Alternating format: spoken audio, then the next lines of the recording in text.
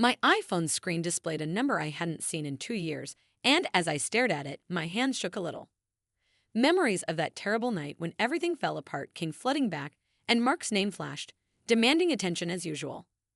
I let it ring 4 times before answering, and my voice was calmer and more steady than Sarah's, but Mark's voice cracked and sounded different and desperate. Nothing was broken like the confident man who abandoned me 2 years ago after gambling away everything we had built together.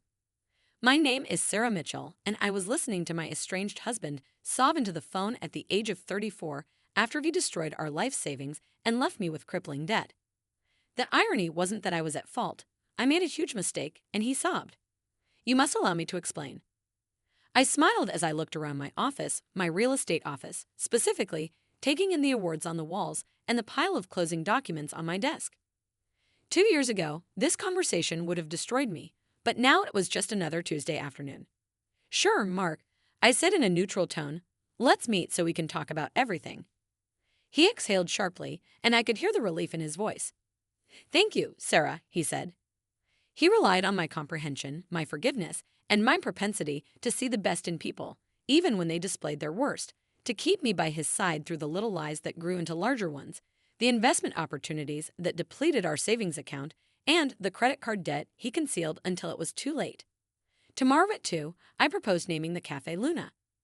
He had first told me about cryptocurrency in a coffee shop, his eyes gleaming with hopes of quick wealth. We could talk about everything there, and he said, yes, perfect. I interrupted him. I'll tell you everything about the crypto market crash, about DeFi, and how they promised tomorrow, Mark. And, after hanging up, I reclined in my chair, thinking back to that night 2 years ago when I returned home. Mark was pacing our tiny apartment when I got home from my job as a middle school math teacher. His face was ashen, and he said, hello, everything is gone. I stared at him, not understanding at first. What do you mean, everything? Our savings, down payment for the house, investment accounts, and money were all taken away. I thought I could double or triple the returns. He whispered, unable to meet my eyes. I took out some loans, credit cards, and our names in an attempt to recover the losses, and before he noticed $50,000 in credit, the room started to spin as the magnitude of what he was saying hit me. Nearly $200,000. Every penny we'd saved over 8 years of marriage gone in a crypto scam. But that wasn't even the worst part. He stole my credit card debt, opened joint accounts, maxed them out, and then fled, leaving me to deal with the fallout. I can't face this, he said, grabbing his prepackaged bag. I'm sorry, Sarah. I'm so sorry. I watched him leave, too stunned to cry, too numb to stop him. The following day, I found out that he had quit his job at the tech startup where he worked. His phone was disconnected, and he had disappeared. I'd always been good with numbers and understood the power of compound interest and wise investments, but that night, sitting among the wreckage of our life together, something changed inside me. I tried to explain to Mark that patient strategic growth was the key to building wealth and that get-rich-quick schemes never worked. But he never listened because he wanted quick money. The thrill of high-risk trading, cryptocurrency millions, and now here I was at 32, starting over with almost nothing. The following morning, I called in sick to work and began making plans. I first called the lawyer who specialized in debt and divorce cases, and then I called my brother Mike, who had been in real estate for years. I told him that I needed a change, that I needed to rebuild, and that I needed to do it my way. When I explained my plan to Mike, he listened intently. I had always assisted him with the financial aspects of his real estate transactions, market analysis, and investment potential, so now I wanted to do it myself. He said, but what about the teaching job? What are the benefits and stability? I'll keep teaching for now, I replied, but on the weekends and evenings, I'm going to study for my real estate license. For 6 months, I worked at my teaching job, studied real estate in my free time, and methodically negotiated with creditors to manage the debt Mark left me. I lived on rice and beans, sold everything I could, and used every penny I had to pay off my credit cards. In the end, I obtained my real estate license on a Wednesday by Friday. It turned out that my teaching abilities translated perfectly to real estate. I was able to simplify complicated market data for clients, help them understand their options, and guide them through the largest purchase of their lives in less than a year. I also paid off half of my credit card debt through commissions and careful budgeting 6 months after I opened my first listing through Mike's connections. My own boutique real estate company that specializes in investment properties and first-time homebuyers. I had lived it, so I understood their anxieties and aspirations to create a secure future. 2 years after Mark left, I was debt-free and operating a profitable business. My company had recently closed its 100th deal, and I had a waiting list of clients attracted by my reputation for strategic honesty. My phone buzzed with a text from Mark saying, "Thank you for agreeing to meet. I have so much to tell you." I smiled and picked up the manila envelope on my desk, which contained cyber documents that would show Mark exactly what I built while he was chasing his crypto fantasies. He had discovered that sometimes the slow, steady path was the one that led to real success, and perhaps the Right Way Cafe Luna hadn't changed much in 2 years. The same rustic wooden tables, the same artisanal coffee menu, the same large windows, but perhaps now he would finally understand what he'd left behind. I opened my laptop and pulled up the most recent real estate listings because I had a client meeting in an hour with a young couple looking to buy their first home who had saved carefully, done their research, and were prepared to build their future. I arrived 15 minutes early and chose a table in the corner where Mark and I had previously discussed our future plans and goals. I placed my leather portfolio and the manila envelope with the logo of my real estate company, Mitchell Properties, embossed in gold on both. It was a minor detail, but I knew it wouldn't escape Mark's notice when he entered at precisely 2:00 p.m. And I hardly recognized him because he had lost the designer suit, the pricey watch, and his meticulously styled hair. Instead, he was wearing a faded polo shirt and wrinkled khakis that had seen better days. His face was thinner, with dark circles under his eyes that suggested sleepless nights. "You look amazing, Sarah," he said, pausing when he saw me. I knew that success had given me the confidence that no designer clothes could match. I gestured to the chair across from me and said, "Sit down, Mark." He slumped into the seat, running a hand through his disheveled hair. "I actually can't afford it." "I'll get it," and I cut in, signaling the barista to still take your Americano with an extra shot. He nodded, looking almost ashamed. When our drinks arrived, we sat in silence for a while. When the weight of 2 years hung between us, Sarah and I began to let go, but before you could tell me what you had come up with, I stopped and opened my portfolio. I pulled out a number of pictures and placed them on the table one by one, showing you gorgeous homes, contemporary office buildings, and opulent apartments, all properties that I had assisted clients in purchasing or selling over the previous 2 years. These are just a few of my. Mark's eyes widened as he looked at the photos, then at me, and then back at the photos. "Mitchell Properties, you started your own company." I nodded, pulling out more documents after you left. "After you left, I had two options. I could let your mistakes ruin me, or I could rebuild." "Recent deals," I said calmly. "Mitchell Properties specializes in investment real estate. We've closed over 100 transactions in the last year alone." Decided to rebuild his hands, which trembled a little as he reached for his coffee. "I know I left you with $50,000 in credit card debt, which I completed for him." "Yes, you did. Would you like to see how I handle that?" I took out a stack of credit card statements from the manila envelope, all of which were stamped, paid in full, and in red ink. I laid them out one by one, watching his face as it dawned on him that it couldn't be done. I took out my company's most recent financial statement, and I saw that Mitchell Properties is now worth more than we ever had in savings.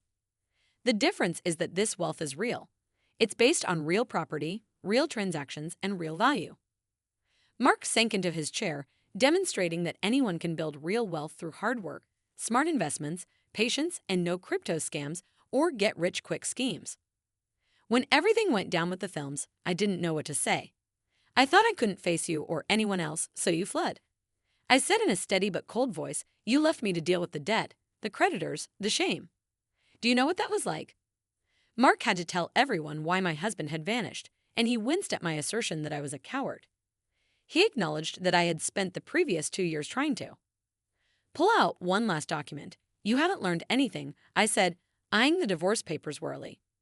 I replied, sliding them across the table, already filled out, "Just waiting for your signature." His face crumpled. "Sarah, please."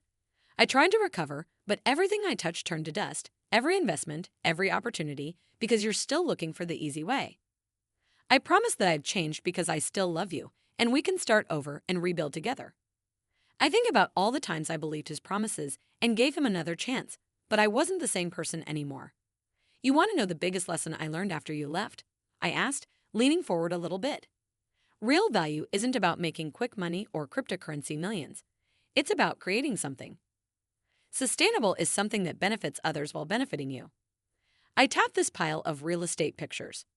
Each one of these deals shows a family locating their ideal home, an entrepreneur launching their company, or an investor building their portfolio properly. That's true wealth, Mark. He looked at the divorce documents with his hands clenched in his lap and said softly, I have nothing. No job, no job. I've been living on friends' couches and saving very little money. I thought that if I could just return, you would think that I would save you. I finished as I always did before, but I'm not here to save you anymore, Mark. I'm here to finally close this chapter of my life and move on. Mark's hands trembled as he reached for the divorce papers. His coffee was cold and forgotten. What if he swallowed hard? What if I told you that I had a lead on recovering some of the defects money? This lawyer specializes in crypto fraud, and I stopped him mid-sentence by holding up my hand. Are you really trying to sell me another scam at this moment? The familiar gleam of desperate hope in his eyes told me that he hadn't changed at all. Instead of building, he was still looking for the easy way out and pursuing phantom riches. I interrupted, my voice firm, and there is nothing to recover. That money is gone, but that's not why you're really here, is it? He fell silent, unable to meet my eyes, and I waited, letting the moment stretch until he finally spoke again. This lawyer insisted on leaning forward, and he has already helped other victims recover their investments. We are cold, Mark. I finished for him the same way you once thought you could get rich quick with cryptocurrency. Tears filled his eyes, but I felt nothing but calm certainty that I was finally closing the deal. He had privately admitted about you in Business Weekly about your company's expansion and the new development project downtown. When I realized how successful you became, you thought you could come back and benefit from everything I've built. You weren't proud of me, Mark, you were jealous. There's a difference. I took out another document from my portfolio, a cashier's check, and his eyes widened when he saw the amount. I was proud of you, he said, his voice breaking as he read about everything you've accomplished. I realized what a fool I've been throwing away our marriage for. Suspicion crept into his voice as he asked, What's the catch? This is the exact amount of debt you left me with $50,000. I explained, placing the check on top of the divorce papers. I'm giving you a chance to do one right thing, sign the papers, and the money is yours. The catch is that you completely disappear from my life, make no effort to get in touch, and try to use our previous relationship for your own gain. If I don't sign, I'll smile, gather my documents and photos back into my portfolio, proceed with a contested divorce, and sue you for the fraud you committed by opening those credit cards in my name. My lawyers have put together a strong case, including evidence that you forged my signature, which is felony fraud Mark wants. When you walked out, you taught me a valuable lesson. Sometimes the kindest thing you can do for someone is to let them face the consequences of their actions. His hands trembled as he reached for the pen I placed on the table, and for a brief moment, I thought I saw a flash of the man I'd known 2 years ago. I'm not sure how many years that carries. The color drained from his face. When he signed the papers, I felt a weight lift off my shoulders. It was really over the check. It won't bounce, he asked, and I nearly laughed at the irony that even now he was worried about being scammed, unlike crypto tokens. Mark, real estate generates real money. The check is good, and he stood up. I once loved the man who made me laugh and who often dreamed big dreams with me on Sunday mornings. Holding the check like a lifeline, I said softly, I really did love you, Sarah. No, you love the idea of me being your supportive wife who would always be there to clean up your messes, but that's not love, Mark, that's dependence. After he left, I sat there for a while, finishing my coffee and reflecting on the journey that had led me here. The night he left had felt like the end of the world, but it had actually been The Hendersons are ready to make an offer on the downtown property. I grinned as I gathered my belongings. The Hendersons were a young couple who reminded me a little of Mark and me when we first started out, but unlike us, they were doing things the right way. Careful planning, extensive research, no shortcuts. As I drove to my office, my phone buzzed with a text from Jessica, my newest agent-client meeting in 30 minutes. After everything Mark had done, some people might think I was crazy for giving him money, but I knew it wasn't really about him. Rather, it was about me finally severing all ties to the past and moving on without any loose ends. The following morning, I stood in front of my team at our weekly meeting, which was attended by 20 aspirational real estate agents who were all drawn to my firm's reputation for honesty and wise investment. Tactics. Keep in mind that I informed them that our role is not only to sell real estate, but also to assist individuals in creating long-term wealth and guiding them toward wise choices that will benefit them in the long run. Later that day, I received a final text from Mark, thanking me and apologizing for everything I didn't reply to. I was reviewing on my computer screen. The manila envelope containing the signed divorce papers was on my desk, ready to be filed, next to a framed copy of the Business Weekly article Mark had mentioned. The headline read from the teacher, and the envelope contained plans for our newest project, a mixed-use development that would bring affordable housing and small business spaces to a struggling neighborhood. This was real value, real impact, and real success. I opened my calendar to see my next appointment, another client meeting, another opportunity to help someone build their future the right way in real estate. Mogo explained how Sarah Mitchell built a $1 million empire from nothing, but they were mistaken. I had built it from lessons learned through hard work, from the ashes of broken dreams, and from betrayal, and in the end, that made it all the more valuable. Mark's last words were still glowing on my phone screen, but I erased them. This was my legacy, not the money or the success, but the knowledge that I was helping others avoid the mistakes I'd learned from the sun setting over the city skyline, casting a golden globe through my office windows. From up here, I could see several properties I'd helped clients purchase, each one representing the dream realized through patience and persistence. Without hesitation, I had work to do, but some chapters must remain closed, some bridges must remain destroyed, and some lessons must remain taught. Genuine effort creating genuine value one property at a time.